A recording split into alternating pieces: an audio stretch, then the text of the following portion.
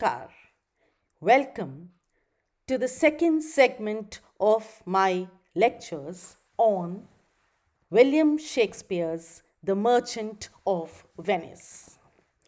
In this segment, I shall throw some light on the significance and the features of the casket episode.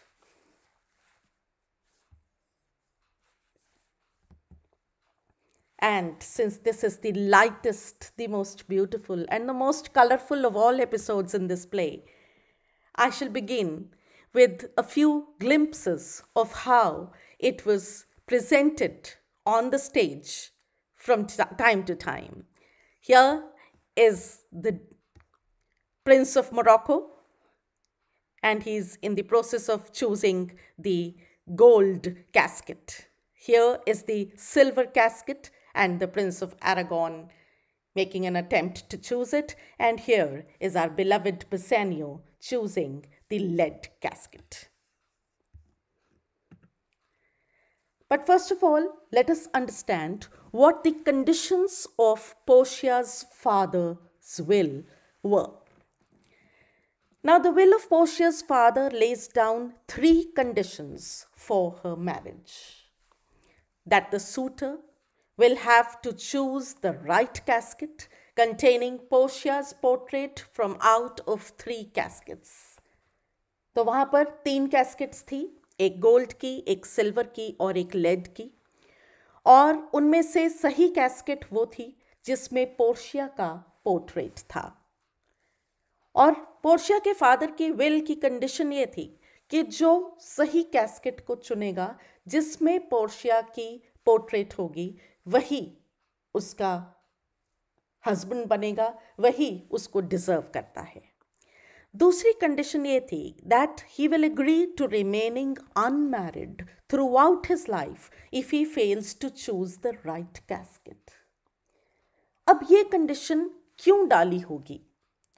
शायद इसलिए कि यूं ही कोई उठकर ना आ जाए और ट्राई करने लगे कि पोर्शिया से उसकी भी शादी हो जाए, just for the fun of it. जब ये रिगरस कंडीशन रखी गई तो वही व्यक्ति उसके हाथ को पाने के लिए अपनी किस्मत को आजमाने आया जो मन से चाहता था कि वो पोर्शिया से शादी करे। तीसरी कंडीशन ये भी डाली गई उसमें that he will never tell anyone about what he had found in the casket he had chosen. ये बहुत इंपॉर्टेंट है क्योंकि ऐसा हो सकता था कि कोई व्यक्ति गलत कैस्केट चूज कर लेता तो बाहर जाकर ये जरूर किसी ना किसी को बता देता कि लीजिए मैंने ये चूज की थी, आप ये चूज मत कीजिएगा। तो हर व्यक्ति जो अपनी किस्मत आजमाने आता था और वो लॉटरी को चूज करता था वहां पर 3 कैस्केट्स में से, वो करने से पहले उसको कसम खानी पड़ती थी कि वो ये सारी शर्तों को मानेगा। Now we come to the inscriptions on the caskets. Each casket had something written on it. So the gold casket proclaimed, "Who chooseth me shall gain what many men desire." The silver casket said, "Who chooseth me shall get as much as he deserves." जो जितना deserve करता है, जितने की उसमें योग्यता है उतना ही मिलेगा अगर कोई सिल्वर कैस्केट को चूज करेगा। Now the lead casket sort of threatened. It said, "Who chooseth me must give and hazard all he hath." Hazard here means put at stake, दांव पर लगा देगा उसके पास जो कुछ भी होगा। The first to try his hand at the choice of these caskets is the Prince of Morocco, and he chooses the gold casket. But he doesn't just come and choose that casket. There is a whole line of reasoning which he follows. The Prince of Morocco enjoys a high self-esteem. He has a very good opinion about himself, and he makes no apology for being a black person. He professes himself to be a brave warrior belonging to a noble royal family and quite eligible for the hand of Portia. He is quite proud of this fact that he and Portia both belong to very noble families. So he thinks he's an eligible bachelor. He considers the inscription on each casket carefully. He does not choose the lead casket. सबसे पहले lead casket की तरफ जाता है, उसको नहीं choose करता है. क्यों? क्योंकि उसे ऐसा लगता है कि वो थ्रेटन कर रही है, धमकी दे रही है एक तरह से, और उसको ऐसा लगता है कि अपना सब कुछ लेड कैस्केट के ऊपर वो नहीं दांव पर लगाना चाहेगा. जब वो सिल्वर कैस्केट को देखता है, he feels that men who gamble do so to get advantages they do not deserve. I mean, this is the lead casket he is talking about. He does not choose the silver casket, even though he knows he deserves Portia, because he is convinced that only the gold casket is suitable for someone as beautiful and virtuous as her. जब वो silver casket की inscription पढ़ता है कि वो offer करेगी जो व्यक्ति डिजर्व करता है, तो उसको लगता है कि हाँ, मैं डिजर्व तो करता हूं पोर्शिया को, लेकिन फिर भी वो उसको चूज नहीं करता, because he feels that the gold casket is the rightful place for someone who is as beautiful as Portia. Portia को गोल्ड कैस्केट से कम कोई जगह नहीं मिलनी चाहिए. She is what many men from all over the world desire, and she is like a precious gem that cannot be set in any metal baser than gold. उसका ये मानना है कि वो गोल्ड से कम अच्छे मेटल की कैस्केट में पोर्शिया को किसी हाल में नहीं देख सकता, इसलिए वो गोल्ड की कैस्केट को चूज करता है. एंड वी ऑल नो कि वो सही कैस्केट नहीं होती. We come to the Prince of Aragon and the silver casket. The Prince of Aragon discards the lead casket because it is dull and ugly. He makes a very summary, dismissal of that casket.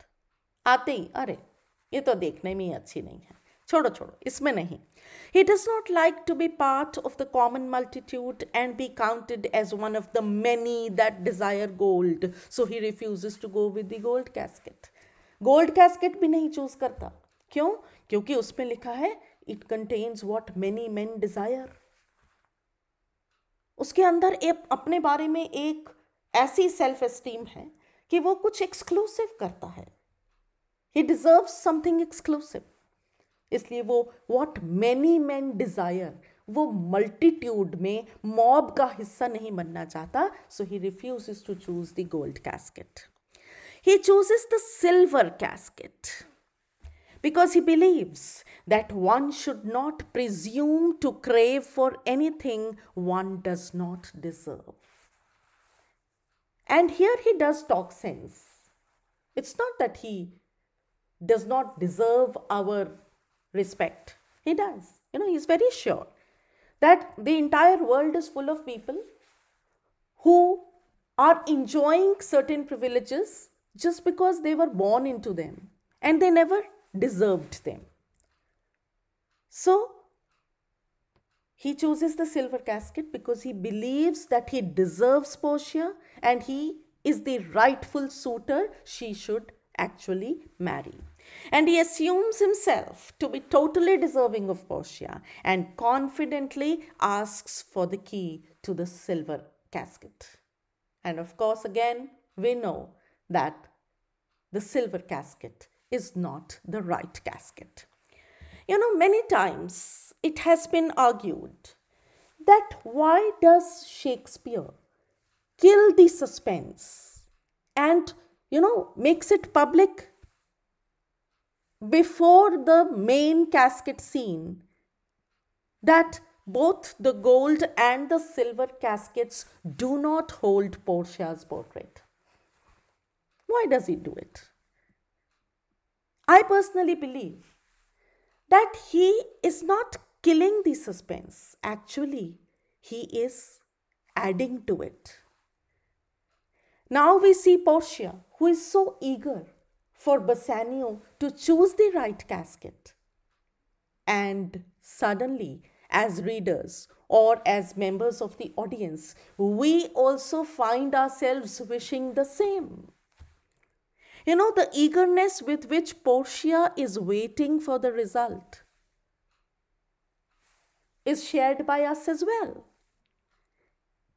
So, Shakespeare has actually accentuated the effect of the final casket scene when we find Bassanio, choosing the casket and trying his luck at winning Portia's hand for marriage.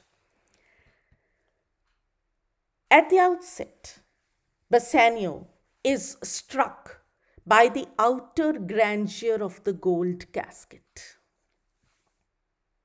Obvious है बेटा, gold casket है तो उसकी तो चमक निराली होगी. उसको देखते ही बसानियो के दिमाग में एक बात आती है, और वो ये आती है कि all that glitters is not always gold. What he really means is, वो क्या कहता है कि पूरी मैनकाइंड एक्चुअली आउटवर्ड ग्लिटर, बाहरी चमक दमक से ही मूर्ख बनती है. और वो कई एग्जाम्पल्स देता है. This is a beautiful speech in which he gives a well-reasoned argument why he does not choose the gold casket. See, when Morocco makes that argument that Portia is a beautiful gem, precious gem, who has to be there in the gold casket and does not deserve to be in any other casket, we are quite struck by that argument. We believe, yes, he's doing the right thing. But when we hear Bassanio talking about the outward glitter and the deception it offers, we find that Bassanio emerges before us as a very wise man. So far, we have not thought much of Bassanio. This is the scene where he wins our respect, where we really feel that, yes, perhaps he does deserve Portia. So he gives his argument. He takes actually various examples. He takes the example of a courtroom where an experienced lawyer can portray something which is not the truth, using his or her, in his case, in that time, only men used to be lawyers. So a lawyer could, present a case using the right kind of words, using the right kind of voice, and influence the decision of the judges, even though he was defending something which was false. In religion, he says, a sober demeanor and a seemingly apt quote from a sacred text can often mitigate the enormity of a gross sin. Again, when we think of religion, people who have committed sins can often be pardoned,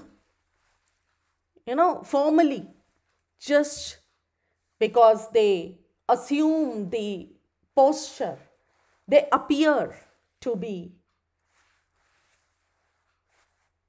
repentant. Some quote from a text is quoted, some words from a text are given as examples, and we find many sinners being pardoned in this world. Similar is the case with beauty. He talks of how beauty often relies on false hair, false attachments, and how both men and women appear to be more beautiful or more fearsome, braver or more aggressive than they actually are. The silver casket then gets his attention. But it too is rejected by him, as silver, he says, is merely a medium of exchange. If you remember, coins at that time were made of silver. Of course, they were made of gold as well. The ducats that Shylock talks of, they were of gold. But coins were generally made of silver as well. So it was just a medium of exchange, and he believes that the silver casket does not invite any attraction for him. And he chooses the lead casket as he is moved by its utter dullness and lack of ornament. The lead casket is simply appearing as it really is. So there is no hint of deception there. There is no thought of giving it a higher status than it actually enjoys. And so he is moved by that simplicity and he chooses the lead casket. Of course, Portia, her attendants, the audience, and we as readers all rejoice when he makes the right choice and discovers the beautiful Portia's portrait lying there in the lead casket. But what is the significance of this episode? Why does Shakespeare put this episode at all in the play, which is actually all about the bond that Antonio signs and the money that Shylock gives and what happens afterwards? The casket episode keeps up the element of the romantic comedy in the play. This is the only episode which keeps it up. The play happens to be a tragicomedy. Had this episode not been there, it would have been too tense. The whole play would have been full of tension and so much of acrimony and hatred and vengeance and whatnot. There would not have been anything about romance, anything about comedy in the play. The audience remains engrossed in the outcome of the lottery system. Throughout, we are filled with eagerness, even though a lot is happening at the front of the Bond story. A lot is happening. While the casket episode is also taking its course, the Bond story is moving at its own pace. और उधर Jessica और Lorenzo भी भाग जाते हैं और किस तरह से शाइलॉक उनके बारे में लेकर गुस्से से भरा हुआ है. लेकिन हम रीडर्स, हम ऑडियंस, हमारे दिमाग में कहीं ना कहीं ये भी है कि क्या होगा बसेनियो का, क्या वो पोर्शिया को जीत पाएगा कि नहीं. Then of course the casket scene is very beautifully written. The casket scene is the one in which Bassanio chooses the lead casket and Portia agrees to be his wife. The chirpy banter, the light conversation that is there between Portia and Bassanio, and the music played in the background lend a romantic mood to the scene. While the other two princes chose the caskets, Portia was all the time worried that they should not choose the right casket. Here, she makes an effort to create an atmosphere while Bassanio makes the choice. There is music being played in the background. The happy union of Portia and Bassanio, along with the marriage of Gratiano and Nerissa, strikes a pleasant note while the Bond story is becoming full of tension. Of course, the Bond story is gaining in its pace, filling us with tension. और जब ग्रेशियानो और नेरिसा की भी शादी की बात उसी में आ जाती है, तो एक जो शेक्सपियरियन रोमांटिक कॉमेडी का एक फ्लेवर था ना, कि बहुत सारी शादियां होती थी उसमें, तो वो भी इसमें कहीं ना कहीं फुलफिल होने लगता है. And the best thing about this is that it brings out the best qualities of both Portia and Bassanio. Bassanio, जैसे मैंने पहले भी अभी कहा, कि वो अब तक हमारी एक इमेज थी उसके बारे में कि he has been very irresponsible where his financial status is concerned. वो उधार लिए हुए हैं, अभी पहले भी उधार लेता रहा है, अपनी इनकम से ज़्यादा वो एक्सपेंडिचर करता रहा है, वो खुद मानता है इस बात को. लेकिन जब वो इस सीन में वो रीजनिंग कर रहा है और वो पोर्शिया से बात कर रहा है, हमारी रिस्पेक्ट उसके लिए बढ़ जाती है. And then of course Portia, she is so rich, so high born, and she is beautiful, she's virtuous, she's everything. But in this scene, the casket scene especially, she emerges before us as someone who is full of humility. She doesn't take a single second in giving herself over to Bassanio as his wife.